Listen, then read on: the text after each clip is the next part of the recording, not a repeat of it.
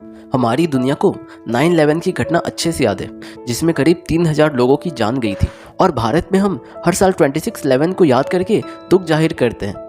और जापान भी हर साल हिरोशिमा और नागासाकी में गिराए हुए एटॉमिक बम के कारण मरने वाले लोगों के लिए दुख प्रकट करता है। दुनिया में जब भी ऐसी कोई घटना होती है जिसमें इंसानों की जान जाती है, तब उसके लिए पूरी दुनिया दुख प्रकट करती है।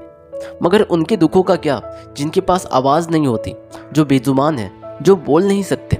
आखिर ऐसा क्यों होता है कि जब उनके दुखों की बारी आती है तब ये पूरी दुनिया बहरी हो जाती है?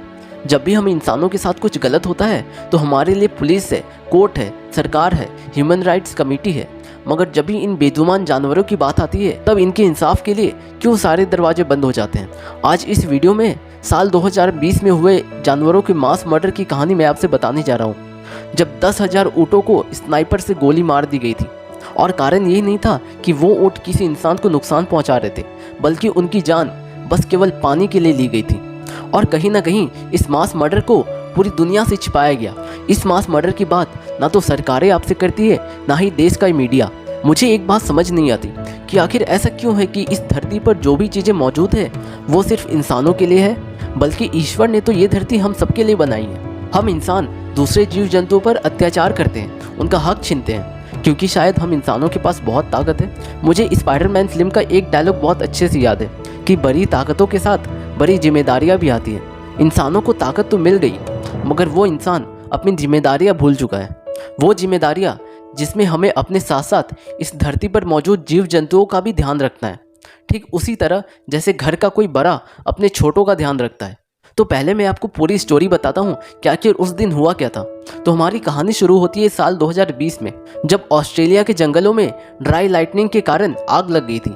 सिंपल भाषा में ड्राई लाइटनिंग का मतलब होता है बिना बारिश के बिजली गिर जाना। इस ड्राई लाइटनिंग से लगने वाली आग ने ऑस्ट्रेलिया के जंगल के हजारों लाखों जीव जंतुओं की जान ले ली। और उस जंगल की आग को बुझाने के लिए काफ़ी ज़्यादा पानी खर्च करना पड़ा था। इस कारण लोगों के पास भी पानी की थोड़ी कमी हो गई थी। और ऑस्ट्रेलिया के ये ऊँट अपनी प्यास को बुझाने के लिए लोगों के घरों के पास आ जाया करते थे। और बस इसी पानी की कीमत उन बेचारे ऊँटों को अपनी जान देकर चुकानी पड़ी। जबकि हम इंसान ना जाने रोज़ यूँ ही कितने सारे पानी बर्बाद कर देते हैं। हम इंसानों ने अपने मज़े के लिए वाटर पार्क बनाए हैं, जिसमें हर रोज़ हज़ारों गैलन पानी वेस्ट होता है।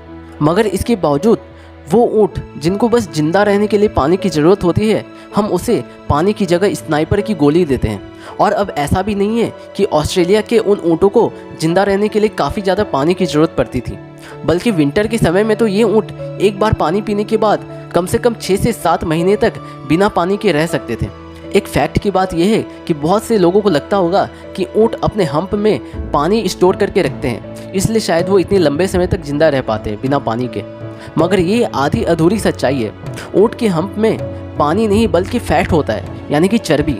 और वो अपने इस हम्प की चर्बी से पानी सोख करके लंबे समय तक जिंदा रह सकते हैं। ऑस्ट्रेलिया में गर्मी का सीजन केवल 3 महीनों के लिए आता है, दिसंबर, जनवरी और फरवरी। बाकी का 9 महीना या तो ऑटोमन रहता है या फिर विंटर। तो कुल मिलाकर ये ऊँट 9 महीनों तक काफ़ी कम पानी में भी आराम से जिंदा रह सकते हैं।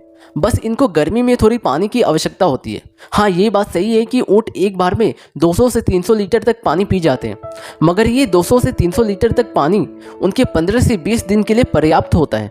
मगर इसके बावजूद ऑस्ट्रेलियन गवर्नमेंट इन ऊँटों को एक भी बूंद पानी नहीं देना चाहती थी, इसलिए उन्होंने हेलीकॉप्टर का इस्तेमाल करके इन ऊँटों को स्नाइपर से मरवा दिया।